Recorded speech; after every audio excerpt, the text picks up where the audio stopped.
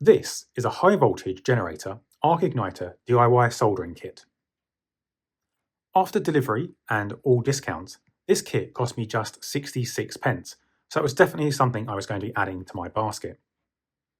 So let's take a look inside and see what you get.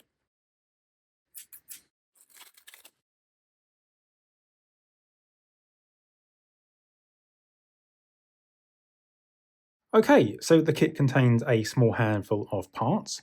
We have the main PCB where we will be attaching the components that have been provided. We have a resistor. This is quite a high wattage resistor, as you can see here by its large size. We have a diode, rectifying diode, some hardware, in this case a screw and a nut.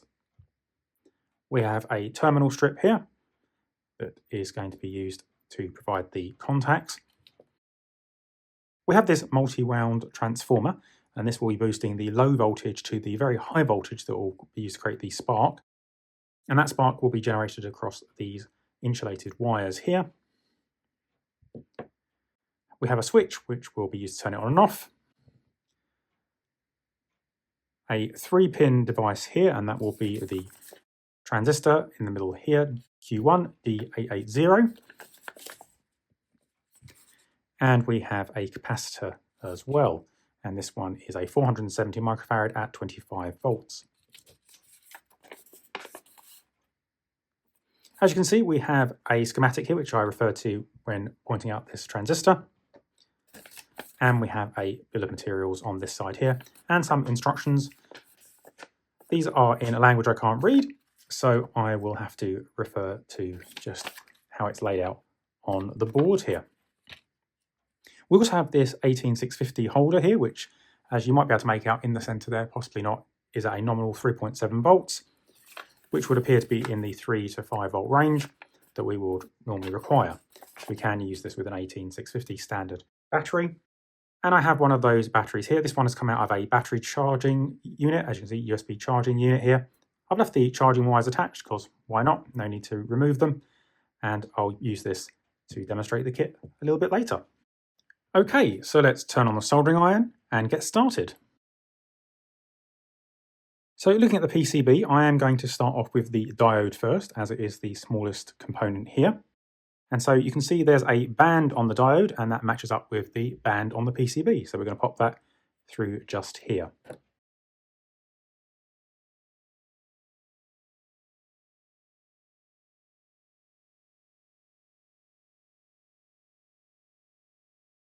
Next up, we're going to do our resistor here.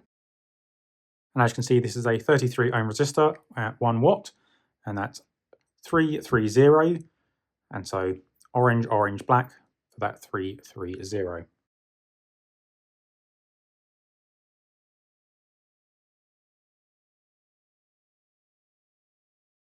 Okay, so next I'm going to do this transistor here. And in this case, we want to pop this onto the board here and make sure we fold the legs down and through the holes. Now, if we line up the transistor here, we can see the bend should be just after the narrowing of the legs on the transistor here. And to keep that bend nice and neat, I'm going to use these tweezers.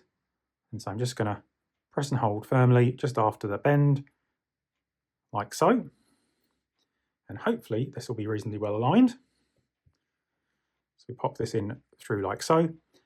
And then the next thing I do is bolt down this transistor. Now, if you don't do that, trying to put this bolt through afterwards will be difficult or impossible if the alignment isn't correct. So always do at least do the alignment screw here first.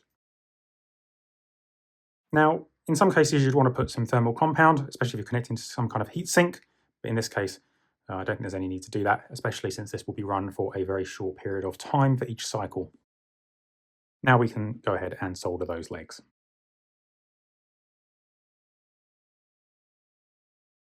Okay, next I'm going to do this switch.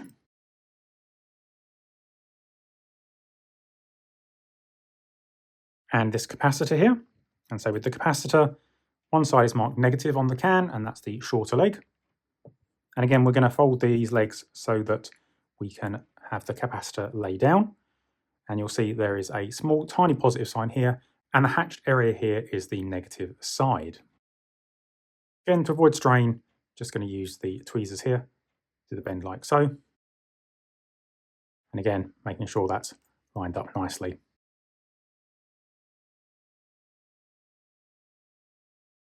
We have this terminal block, and of course, make sure those terminals are facing outwards. That's for the power input.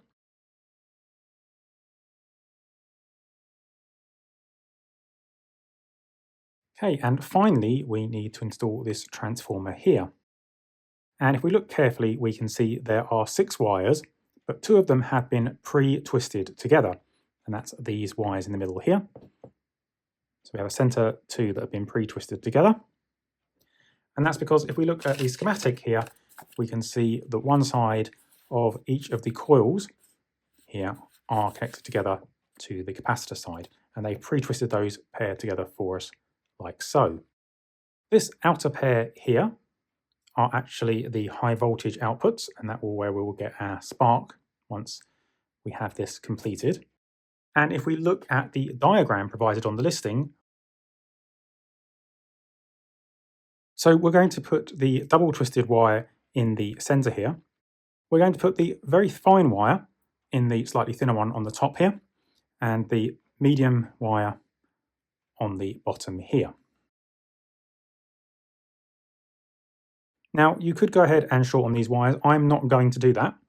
What I'm going to do instead is just attach the wires, and I will fold them underneath the transformer before we strap it down. So what I'm going to do here is put the thicker of the outside wires here, the double wire in the center, and that thin one on the right.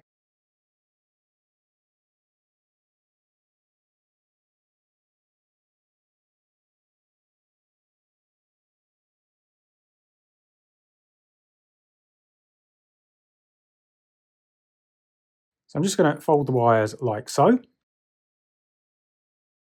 and we can tuck them neatly underneath. And we also have a zip tie that's provided to strap this transformer down, so that's what we're going to do.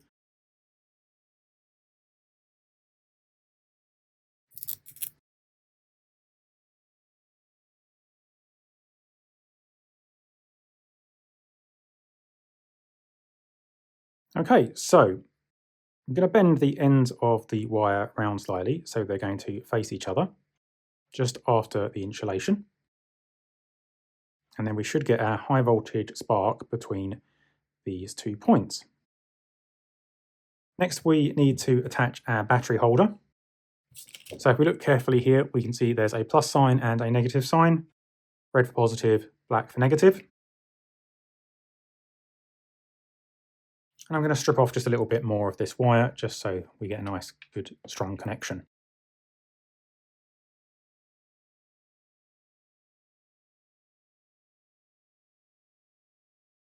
So as I mentioned, here is my 18650 cell. It's out of a USB battery charger, USB input and output. And I just leave this board attached. Don't see any reason to remove it.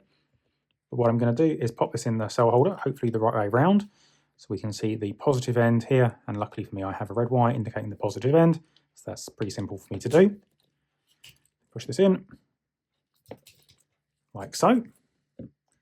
Now, this is where we need to be a little bit careful. We want to make sure our wires are the correct distance apart, and then we can press the button and see if this does indeed arc ignite. And we aren't getting anything currently. Okay, nothing showing there. So what I'm going to do now is I'm going to remove the battery for a second. Make sure that the spring is making a good contact there. Let's try that again. Ah, there we go. We did briefly get a spark, but I don't seem to have another one.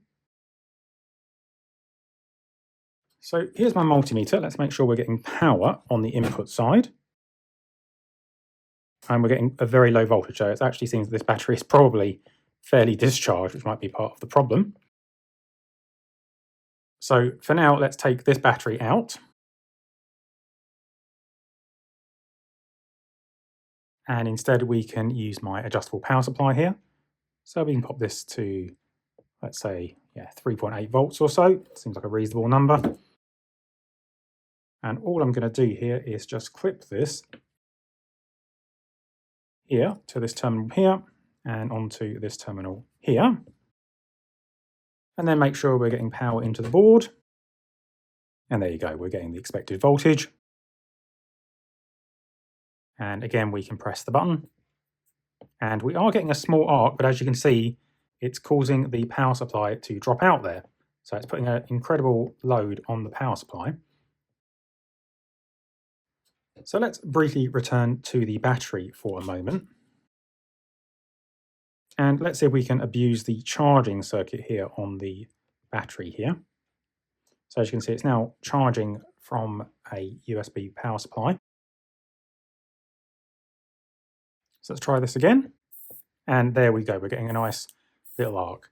And so what I've done here is I'm just abusing the power supply charging circuit here to get 5 volts from my USB power bank.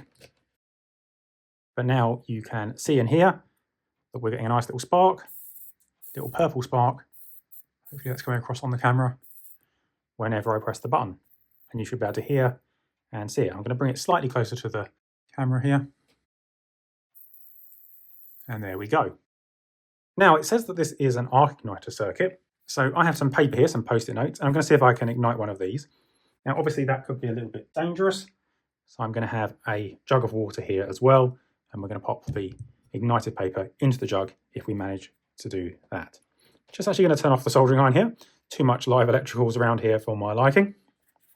So let's grab a piece of post-it note. Let's just tear a little piece off. And I'm going to see if I can light it by pressing the button here and getting this between the arc.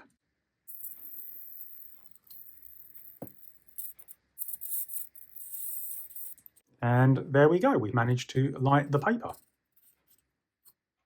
and extinguish it as well.